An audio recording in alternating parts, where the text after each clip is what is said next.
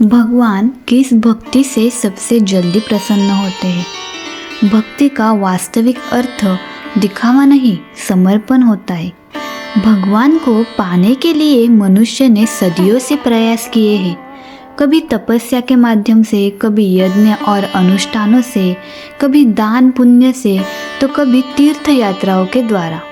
लेकिन एक प्रश्न आज भी उतना ही जीवित है, भगवान वास्तव में किस भक्ति से सबसे जल्दी प्रसन्न होते हैं? क्या वह भक्ति जो ऊंचे स्वर्ग में की जाती है? क्या वह भक्ति जो लोगों को दिखाने के लिए होती है, या वह भक्ति जिसमें केवल भगवान और भक्त के बीच मौन संवाद होता है? शास्त्र इस प्रश्न का उत्तर बहुत सरल शब्दों में देते हैं। भगवान को पाने का मार्ग कठिन नहीं, लेकिन सच्चा होना चाहिए। तो भक्ति क्या है? भक्ति का अर्थ केवल पूजा पाठ नहीं है। भक्ति का अर्थ है अपने मैं को भगवान के चरणों में रख देना। जहाँ मैं समाप्त होता है, वहीं से भक्ति प्रारंभ होती है। आज मनुष्य भक्ति करता है, लेकिन साथ में अपेक्षाएं भी रखता है। फल चाहिए, सफलता चाहिए, सुख चाहिए, संकट दूर होने चाहिए। यह भक्ति नहीं, यह सौदा है। भगवान सौदा से नहीं, समर्पण से प्रसन्न होते हैं। दिखावे की भक्ति और सच्ची भक्ति। आज के समय में भक्ति भी एक प्रदर्शन बन चुकी है। लंबी लंबी पूजा, महंगे वस्त्र, सोशल मीडिया पर धार्मिक प्रदर्शन। लेकिन प्रश्न ये है, क्या भगवान को इन सब की आवश्यकता है? भगवान तो वह है जो कण कण में विद्यमान है। उन्हें आपकी थाली नहीं चाहिए, उन्हें आपका हृदय चाहिए। जिस प्रकार एक माँ अपने बच्चे के हाथ से दिया गया सूखा टुकड़ा भी प्रेम से खा लेती है, उसी प्रकार भगवान अपने भक्त की सच्ची भावना को पूरे संसार से अधिक मूल्यवान मानते हैं। शबरी की कथा भक्ति का सर्वोच्चम उदाहरण है। शबरी न कोई राजकुमारी थी, न कोई विशुद्ध ब्राह्मणी। वह समाज की दृष्टि में एक साधारण स्त्री थी। उनके पास न पूजा की विधि थी, न मंत्रों का ज्ञान, न साधनों की सुविधा। लेकिन उनके पास एक चीज थी, निर्मल हृदय। जब राम वनवास में थे तो शबरी वर्षों तक उनकी प्रतीक्षा करती रही। राम आए, शबरी ने बेर चखे और मीठे बेर राम को समर्पित किए। आज भी लोग प्रश्न करते हैं, क्या यह उचित था? लेकिन भगवान ने उस भक्ति को अस्वीकार नहीं किया। क्यों?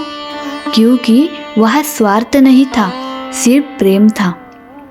भगवान यह नहीं देखते कि आपने क्या अर्पित किया, वे यह देखते हैं कि अर्पित करते समय आपका मन कैसा था। भक्ति में अहंकार सबसे बड़ा शत्रु है। अहंकार कहता है मैं बहुत बड़ा भक्त हूँ, भक्ति कहती है मैं कुछ भी नहीं हूँ। जहाँ अहंकार प्रवेश करता है, वहाँ से भगवान दूर हो जाते हैं। रावण वेदों का ज्ञाता था, महान तपस्वी था, लेकिन अहंकार ने उसे नष्ट कर दिया।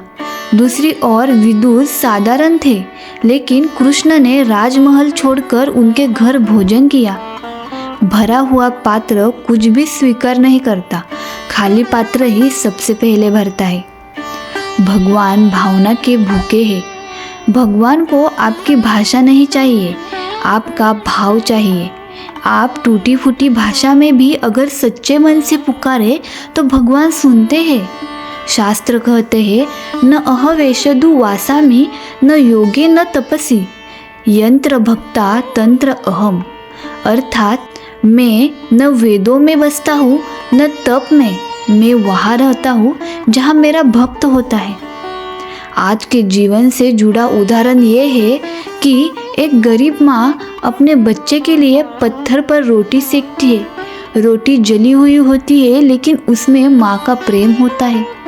वह रोटी महंगे भोजन से भी अधिक मूल्यवान होती है। भगवान के लिए आपकी भक्ति भी ऐसी ही होनी चाहिए। साधन कम हो, लेकिन प्रेम शुद्ध हो। तो भगवान किस भक्ति से सबसे जल्दी प्रसन्न होते हैं? तो इसका उत्तर है भगवान उस भक्ति से सबसे जल्दी प्रसन्न होते हैं जिसमें दिखावा न हो, स्वार्थ न हो, अहंकार न हो, केवल प्रेम और समर्पण हो। भगवान को पाने के लिए आपको बहुत कुछ करने की आवश्यकता नहीं, बस अपने मन से झूठ, अहंकार और दिखावा हटाना होगा। जिस दिन भक्ति प्रदर्शन नहीं रहेगी, उसी दिन भगवान आपके हृदय में प्रकट हो जाएंगे। भगवान और भक्त के संबंध को यदि एक शब्द में समझना हो तो वह शब्द है निष्काम। निष्काम का अर्थ है जिस भक्ति में मांग नहीं होती, सौदा नहीं होता, शर्त नहीं होती। आज अधिकतर लोग भगवान के पास सूची लेकर जाते हैं, यह चाहिए, वह चाहिए, संकट दूर हो, रोग मिटे, सफलता मिले। परंतु प्रश्न यह है कि क्या इसे भक्ति कहा जा सकता है? शास्त्र स्पष्ट कहते हैं, जहाँ मांग है वहाँ भक्ति नहीं, वहाँ अपेक्षा है। भगवान अपेक्षाओं से नहीं, निष्काम प्रेम से प्रसन्न होते हैं। निष्काम भक्ति का वास्तविक अर्थ, निष्काम भक्ति का अर्थ यह नहीं कि भक्त दुख सहता रहे। निष्काम भक्ति का अर्थ है जो मिले उसे प्रसाद मानना, जो न मिले उसे भी ईश्वर की इच्छा समझना। ये वह अवस्था है जहाँ भक्त कहता है, हे प्रभु, मुझे जो देना है दो और जो लेना है लो, पर मुझे तुमसे अलग मत करना। हनुमान जी निष्काम भक्ति का सर्वोच्चम स्वरूप है। यदि निष्काम भक्ति का सजीव उदाहरण देखना हो तो वो है हनुमान जी। हनुमान जी ने राम से कभी कुछ नहीं मांगा, न राज्य मांगा, न पद मांगा, न स्वर्ग मांगा, न मोक्ष मांगा। उन्होंने केवल कहा, राम काज किन्हे बिनु, मोहि कहा विश्राम। उनकी भक्ति में मुझे क्या मिलेगा, यह प्रश्न ही नहीं था। इसलिए राम ने कहा, हनुमान तुम मेरे सबसे प्रिय हो। तो जो कर्मचारी केवल वेतन के लिए काम करता है और जो संस्था को अपना मानकर काम करता है, दोनों में अंतर स्पष्ट होता है। भगवान भी उसी भक्त को अपना मानते हैं जो बिना स्वार्थ सेवा करता है। सुदामा कृष्ण के मित्र थे। गरीबी, अभाव, कष्ट सब उनके जीवन में थे। जब वे कृष्ण से मिलने गए तो उनके पास देने के लिए कुछ नहीं था, बस मुट्ठी भर चिवड़ा। वह भी उन्होंने कृष्ण को देने से पहले संकोच किया, क्योंकि सुदामा मांगने नहीं आए थे। कृष्ण ने सुदामा से कुछ पूछे बिना उन्हें सब कुछ दे दिया। जो बिना मांगे भगवान के द्वार जाता है, भगवान उसके जीवन में बिना बताए प्रवेश कर जाते हैं। महाभारत के समय कृष्ण हस्तिनापुर आए। दुर्योधन ने राजमहल का नियंत्रण दिया, लेकिन कृष्ण विदुर के घर गए। विदुर की पत्नी ने केले खिलाए और प्रेम में छिलके ही परोस दिए। कृष्ण ने छिलके खाए, क्यों? क्योंकि वहाँ प्रेम था, गणना नहीं। स्वाद जीभ से नहीं, भाव से बनता है। क्योंकि निष्काम भक्ति में भक्त भगवान को उपयोग नहीं करता। निष्काम भक्ति क्यों भगवान को प्रिय है? क्योंकि निष्काम भक्ति में भक्त भगवान को उपयोग नहीं करता, वह भगवान को अपनाता है। निष्काम भक्त भगवान को साधन नहीं, साध्य मानता है। आज के जीवन से जुड़ा उदाहरण, एक पिता अपने बच्चे की पढ़ाई, भोजन, भविष्य सब करता है। वह बच्चे से यह नहीं कहता, बड़ा होकर मुझे क्या दोगे, वह केवल प्रेम करता है। उसी प्रकार जो भक्त भगवान से प्रतिदान की अपेक्षा नहीं करता, भगवान स्वयं उसका भार उठा लेता है। निष्काम भक्ति का सबसे बड़ा फल, निष्काम भक्ति का फल धन नहीं, यश नहीं, सिद्धि नहीं। निष्काम भक्ति का फल है भगवान की निकटता, और भगवान की निकटता से बड़ा इस संसार में कुछ भी नहीं। भगवान कब सबसे जल्दी प्रसन्न होते हैं? जब भक्त यह कहता है, हे प्रभु मेरी इच्छा नहीं तुम्हारी इच्छा पूर्ण हो। उसी क्षण भक्ति पूर्ण हो जाती है। प्रेम भक्ति, जहाँ नियम नहीं सिर्फ अपनापन होता है। भगवान को यदि सबसे अधिक कोई भक्ति प्रिय है तो वह है प्रेम भक्ति। प्रेम भक्ति वह अवस्था है जहाँ भक्त यह नहीं सोचता कि वो क्या कर रहा है, बस ये महसूस करता है कि भगवान उसके अपने हैं। प्रेम भक्ति में न गणना होती है, न तर्क होता है, न विधि होती है। वहाँ केवल अधिकार होता है अपनेपन का। प्रेम भक्ति क्या नहीं है? प्रेम भक्ति दिखावे का प्रेम नहीं है। ये वह प्रेम नहीं जो शब्दों में सजा हो। प्रेम भक्ति वह नहीं जो भीड़ के सामने जताई जाए। प्रेम भक्ति वो है जो अकेले में भी उतनी ही सच्ची हो जितनी सबके सामने। सच्चा प्रेम चुपचाप साथ चलता है, शोर नहीं मचाता। मीरा, जब प्रेम ने सारे नियम तोड़ दिए, मीरा राजघराने में जन्मी थी। उनके जीवन में सुविधा थी, सम्मान था, वैभव था, लेकिन उनका हृदय कृष्ण के चरणों में था। मीरा ने समाज की मर्यादाएं तोड़ी, लोक लाज छोड़ी, अपमान सहा, लेकिन कृष्ण का नाम न छोड़ा। मीरा कहती है, मेरे तो गिरधर गोपाल, दूसरे न कोई। उनकी भक्ति में डर नहीं था, लाभ नहीं था, सिर्फ प्रेम था। जीवन सत्य यही है कि जहाँ प्रेम सच्चा होता है वहाँ त्याग अपने आप हो जाता है। राधा, प्रेम का पूर्ण समर्पण। राधा ने कृष्ण को पाने की इच्छा नहीं की, राधा ने कृष्ण को अपने अस्तित्व में जी लिया।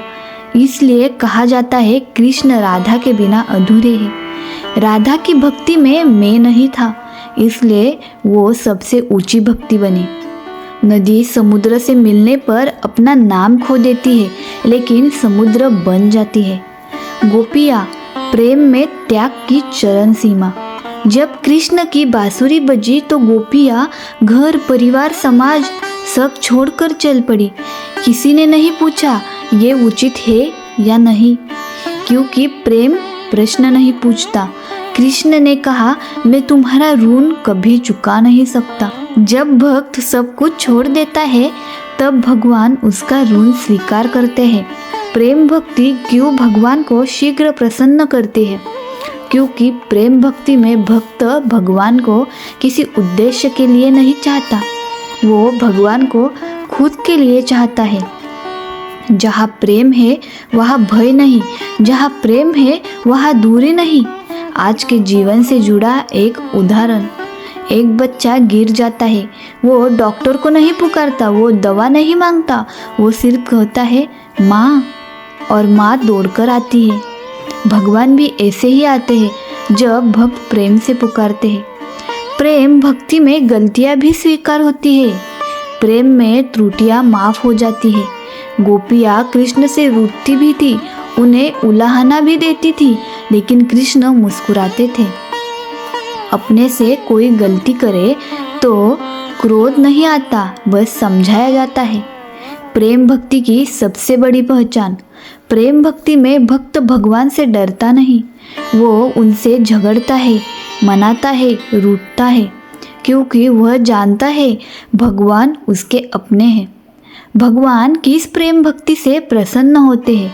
जिस प्रेम में स्वार्थ न हो, डर न हो, दिखावा न हो, केवल अपनापन हो। भगवान को न ऊंचे शब्द चाहिए, न कठिन साधना। उन्हें चाहिए वो प्रेम जो बिना कारण हो। जिस दिन भक्ति प्रेम बन जाती है, उस दिन भगवान दूरी नहीं रखते। संकट में की गई भक्ति जब कोई सहारा नहीं रहता। मनुष्य जीवन में भक्ति तब तक आसान लगती है जब तक जीवन सहज चलता है, लेकिन असली भक्ति की परीक्षा तब होती है जब जीवन चारों ओर से टूटने लगता है, जब अपने साथ छोड़ देते हैं, जब शक्ति जवाब दे देती है, जब बुद्धि मार्ग नहीं दिखा पाती। उस समय जो भगवान को पुकारता है वही सच्चा भक्त होता है। संकट में की गई भक्ति सबसे शुद्ध होती है, क्योंकि उसमें न दिखावा होता है न अहंकार। वहाँ केवल असहाय आत्मा की पुकार होती है। संकट की भक्ति क्यों भगवान को शीघ्र प्रसन्न करती है? क्योंकि संकट में मनुष्य का झूठ टूट जाता है।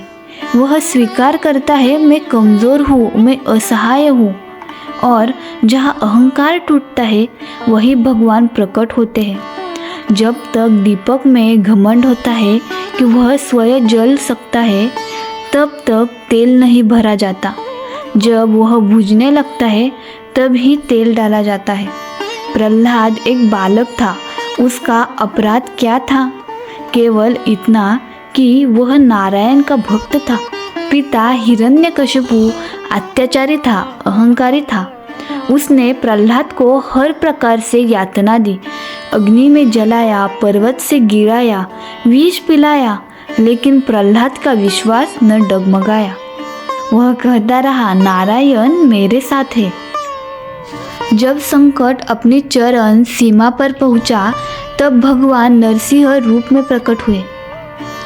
जीवन सत्य यही है कि भगवान संकट से पहले नहीं, विश्वास की सीमा पूरी होने पर आते हैं। जब हाथ उठते हैं तब भगवान उतरते हैं। द्रौपदी का चीरहरण केवल एक स्त्री का अपमान नहीं था, वह मानवता की परीक्षा थी। सभा में राजा थे, वीर थे, ज्ञानी थे, लेकिन कोई आगे नहीं आया। द्रौपदी ने पहले अपने बल पर भरोसा किया, कृष्ण का स्मरण नहीं किया, लेकिन जब बल टूट गया, जब हाथ थक गए, तब उसने दोनों हाथ उठाकर कहा, हे कृष्ण, और उसी क्षण कृष्ण ने उसकी लाज बचाई। जब तक हम अपने हाथों से सब संभालना चाहते हैं, भगवान प्रतीक्षा करते हैं। जिस दिन हम हाथ उठा देते हैं, उसी दिन भगवान कार्य संभाल लेते हैं। गजेंद्र मोक्ष। जब शक्ति भी साथ छोड़ दे। गजेंद्र हाथी शक्तिशाली था, वन का राजा था, लेकिन मगरमच्छ के सामने उसकी शक्ति निष्फल हो गई। वर्षों तक संघर्ष किया, लेकिन जब समझ गया कि अब कोई उपाय नहीं, तब उसने कमल उठाकर भगवान को पुकारा। भगवान तुरंत आए। संदेश यही है कि भगवान को हमारी शक्ति नहीं, हमारी शरण चाहिए। संकट की भक्ति में शब्द नहीं, आह होती है। संकट में मंत्र याद नहीं रहते, विधि याद नहीं रहती, बस आंसू बोलते हैं और भगवान आंसुओं की भाषा सबसे पहले समझते हैं। रोते हुए बच्चे को माँ यह नहीं पूछती कि वो सही शब्दों में बुला रहा है या नहीं, वह बस उसे गोद में उठा लेती है। आज के जीवन से जुड़ा उदाहरण यह है कि एक व्यक्ति डूब रहा होता है, वह तैरने की तकनीक नहीं सोचता, वह बस सहारे की ओर हाथ बढ़ाता है। भगवान भी उसी हाथ को थामते हैं जो सहायता के लिए आगे बढ़ता है। संकट भक्ति का शत्रु नहीं, साधन है, क्योंकि संकट मनुष्य को झुकाना सिखाता है और जो झुकता है उसी पर कृपा बरसती है। भगवान कब संकट में तुरंत आते हैं? जब भक्त हार स्वीकार कर ले, अहंकार टूट जाए, मन पूरी तरह समर्पित हो, तभी भगवान देर नहीं करते। संकट वह समय नहीं जब भगवान हमें छोड़ देते हैं, संकट वो समय है जब भगवान हमसे सबसे अधिक पास आ जाते हैं। जिस दिन मनुष्य टूटता है, उसी दिन भगवान प्रकट होते हैं। सेवा रूपी भक्ति, मानव में भगवान को देखना। भक्ति का अर्थ केवल मंदिर जाना नहीं है, भक्ति का अर्थ केवल मूर्ति के सामने शीश झुकाना नहीं है। यदि भगवान हर कण में है, तो उसकी सेवा केवल मंदिर में क्यों? सेवा भक्ति का वह स्वरूप है जहाँ पूजा जीवन में उतर आती है। सेवा क्या है? सेवा का अर्थ है किसी से कुछ पाने की इच्छा बिना उसके लिए कुछ करना। जहाँ हाथ किसी की सहायता के लिए उठते हैं, वही भक्ति साकार हो जाती है। दीपक अपने लिए नहीं जलता, वह दूसरों को प्रकाश देता है। राजा रत्तीदेव। सेवा की चरम सीमा। राजा रत्तीदेव भूखे थे, थके थे, प्यासे थे। उन्हें भोजन मिला, लेकिन उसी समय एक भूखा ब्राह्मण आया। राजा ने अपना भोजन दे दिया, फिर एक शूद्र आया, राजा ने अपना जल भी दे दिया। अंत में एक कुत्ता आया, राजा ने बचा हुआ जल भी उसे दे दिया और स्वयं प्राण त्याग दिए। भगवान प्रकट हुए और कहा, तुमने मेरी सेवा की। संदेश यही है कि जहाँ करुणा है वहाँ भगवान है। भगवान बुद्ध, करुणा ही पूजा है। बुद्ध ने ईश्वर को मूर्ति में नहीं खोजा, उन्होंने दुखी मानव में ईश्वर को देखा। उनकी भक्ति करुणा बनी, अहिंसा बनी। आज भी जहाँ कोई दुखी का दर्द बांटता है वहाँ बुद्ध जीवित है। शबरी की सेवा बिना ज्ञान की भक्ति। शबरी ने राम की सेवा बिना विधि के की। उनके लिए राम अतिथि नहीं अपने थे। उन्होंने आश्रम साफ किया, मार्ग बुहारा, प्रतीक्षा की। भगवान ने उसी सेवा को भक्ति कहा। सेवा भक्ति क्यों भगवान को प्रिय है? क्योंकि सेवा में अहंकार टिक नहीं पाता। जो झुककर दूसरे की सहायता करता है वह अपने आप अहंकार छोड़ देता है। आज के जीवन से जुड़ा उदाहरण यही है कि एक अस्पताल में नर्स रात रात भर रोगियों की सेवा करती है। वो यह नहीं पूछती कि रोगी किस जाति का है, किस धर्म का है। उसके लिए हर रोगी मानव है। वही भक्ति है। सेवा में भगवान कैसे मिलते हैं?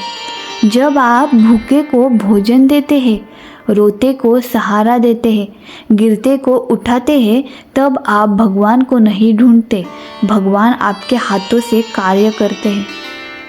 सेवा भक्ति का फल, सेवा का फल प्रसिद्धि नहीं, प्रशंसा नहीं। सेवा का फल है आंतरिक शांति, और जहाँ शांति है वही भगवान है। भगवान की सेवा से शीघ्र प्रसन्न होते हैं। जिस सेवा में नाम न हो, अपेक्षा न हो, प्रचार न हो, सिर्फ करुणा हो, उस सेवा में भगवान शीघ्र प्रसन्न होते हैं। यदि आप भगवान को ढूंढ रहे हैं तो मंदिर के द्वार से बाहर आइए। किसी दुखी की आंखों में आपको भगवान स्वयं मिल जाएंगे।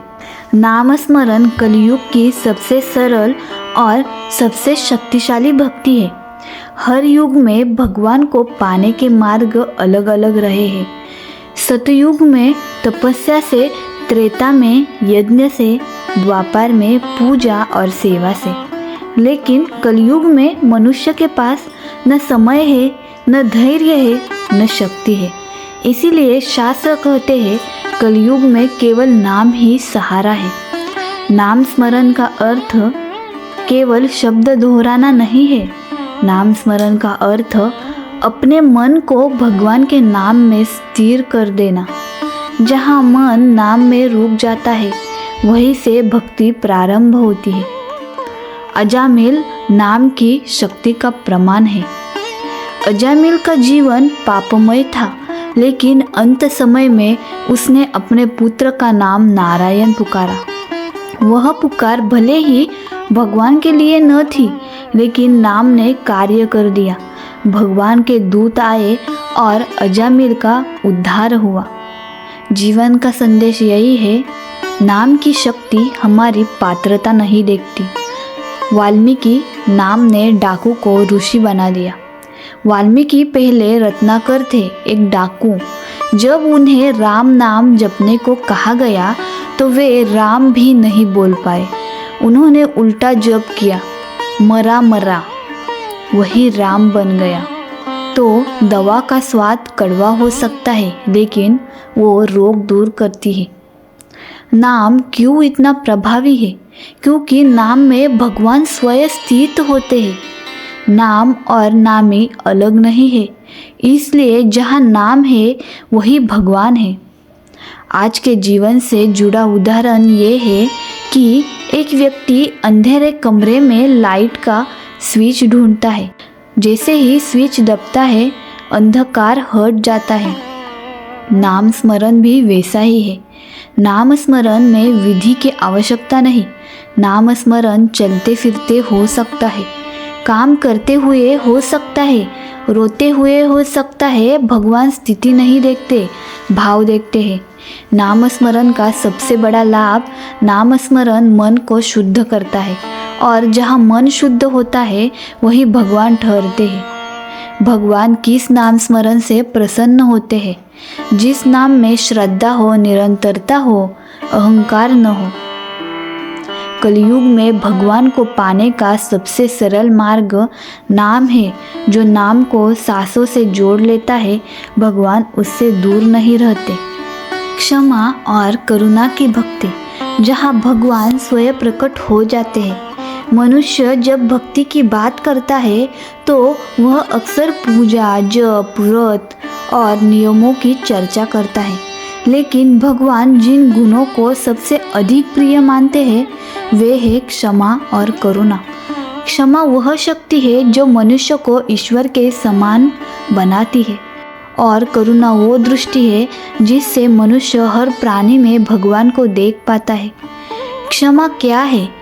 क्षमा कायरता नहीं है, क्षमा दुर्बलता नहीं है। क्षमा वह साहस है जो कहता है मैं बदला लेने से बड़ा हूँ। जहाँ बदले की आग जलती है वहाँ भगवान नहीं टिकते और जहाँ क्षमा बहती है वहाँ भगवान अपने आप ठहर जाते हैं।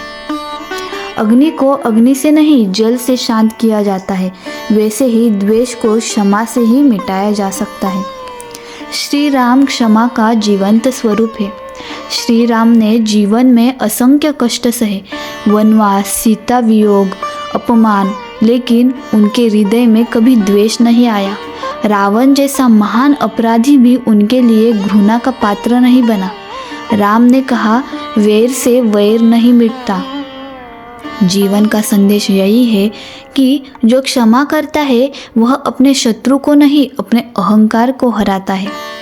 महाभारत और युधिष्ठिर की करुणा। युधिष्ठिर सब कुछ हार गए, राज्य, सम्मान, स्वजन, फिर भी उनके हृदय में द्वेष नहीं पनपा। स्वर्ग के द्वार पर भी जब उन्हें अपने भाइयों के बिना प्रवेश का अवसर मिला तो उन्होंने कहा, मैं अकेला स्वर्ग नहीं जाऊंगा। यह करुणा भगवान को सबसे अधिक प्रिय है। ईसा मसीह करुणा की पराकाष्ठा है। जब ईसा मसीह को क्रूस पर चढ़ाया गया तो उन्होंने अपने शत्रुओं के लिए भी कहा, हे प्रभु इन्हें क्षमा करना, क्योंकि ये नहीं जानते कि ये क्या कर रहे हैं। ये करुणा ईश्वरत्व का सर्वोच्चम रूप है। करुणा क्यों भक्ति का उच्चतम स्वरूप है? क्योंकि करुणा में मैं नहीं रहता। जो रोते हुए को देखकर अंदर से पिघल जाता है वही सच्चा भक्त है। आज के जीवन से जुड़ा उदाहरण, एक माँ का बच्चा गलती करता है, माँ उसे तुरंत दंड नहीं देती, वह समझाती है, संवारती है। भगवान भी अपने भक्तों के साथ ऐसे ही होते हैं। भगवान किस क्षमा से प्रसन्न होते हैं? जिस क्षमा में दिखावा न हो, अहंकार न हो, उपकार जताया न जाए, सिर्फ हृदय की शुद्धता हो। यदि आप भगवान को शीघ्र पाना चाहते हैं तो क्षमा को अपने जीवन में उतारिए। जिस दिन आप किसी को दिल से क्षमा कर देंगे उसी दिन भगवान आपके सबसे पास होंगे। अंतिम सत्य, भगवान भक्ति नहीं भक्त का हृदय देखते हैं। मनुष्य जीवन भर एक ही प्रश्न से जूझता रहता है, मैं भगवान को कैसे प्रसन्न करूं? वो पूजा बढ़ाता है, व्रत करता है, मंत्र जपता है, दान देता है, लेकिन अंत में भगवान एक ही प्रश्न पूछते हैं, तुम्हारा हृदय कैसा है?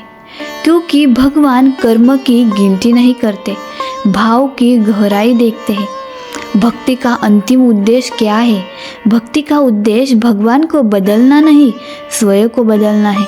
जब तक भक्ति केवल कर्म है तब तक वह अधूरी है। जब भक्ति स्वभाव बन जाती है तब वह पूर्ण हो जाती है। भगवान किसे अपना मानते हैं? भगवान उसे नहीं चुनते जो स्वयं को बड़ा भक्त कहता है। भगवान उसे चुनते हैं जो स्वयं को छोटा मानता है।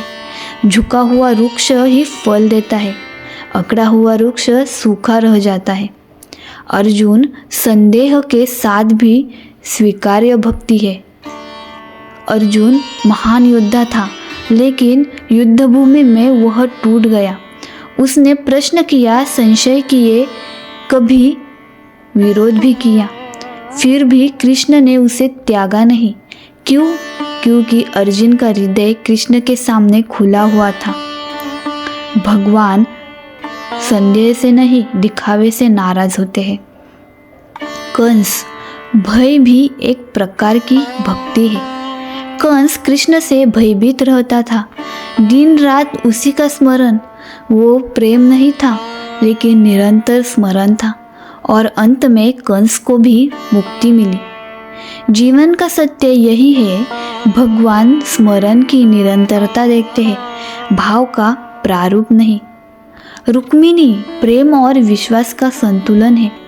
रुक्मिणी ने कृष्ण को पत्र लिखा, न दिखावा न शर्त, बस लिखा, यदि आप मुझे अपना मानते हैं तो आ जाइए। कृष्ण आए। जिस पत्र में आडंबर नहीं, वही पत्र सीधे हृदय तक पहुंचता है। भगवान और भक्त का अंतिम संबंध। भगवान हमसे पूर्णता नहीं चाहते, वे चाहते हैं ईमानदारी। यदि मन दुखी है तो दुख छुपाइए मत, यदि मन क्रोधित है तो उसे स्वीकार कीजिए। भगवान सच्चे आंसू समझते हैं, नकली मुस्कान नहीं। आज के जीवन से जुड़ा उदाहरण यही है। एक मित्र आपसे मिलने आता है, यदि आप थके हैं, परेशान हैं और फिर भी मुस्कुराते हैं, वो दूरी महसूस करता है। लेकिन यदि आप सच कह दे, मैं ठीक नहीं हूँ, वो वही सच्चा संबंध बनाता है। भगवान के साथ भी यही सत्य है। अंतिम उत्तर, भगवान किस भक्ति से सबसे जल्दी प्रसन्न होते हैं? भगवान उस भक्ति से सबसे जल्दी प्रसन्न होते हैं जो सच्ची हो, जो निष्काम हो, जो प्रेमपूर्ण हो, जो सेवा और करुणा से भरी हो, जो क्षमा सिखाए, जो नाम स्मरण से जुड़ी हो, और सबसे बढ़कर जो हृदय से निकलती हो। जब भक्त यह कहना छोड़ देता है, भगवान मुझे ये चाहिए, और कहना शुरू करता है, भगवान तुम जो चाहो वही हो, उसी क्षण भक्ति पूर्ण हो जाती है। भगवान आपके शब्द नहीं सुनते, वे आपके मौन को पढ़ते हैं। वे आपकी पूजा नहीं गिनते, वे आपके हृदय की सच्चाई देखते हैं। जिस दिन भक्ति दिखावा नहीं रहेगी, जिस दिन भक्ति स्वभाव बन जाएगी, उसी दिन भगवान आपके जीवन में स्वयं प्रकट हो जाएंगे। यदि इस वीडियो ने आपके मन को शांति दी हो, यदि इन शब्दों ने आपके हृदय को भगवान से जोड़ दिया हो, तो कृपया इस वीडियो को लाइक ज़रूर करें। आपका एक लाइक हमारे लिए नहीं, भक्ति के प्रचार के लिए होता है।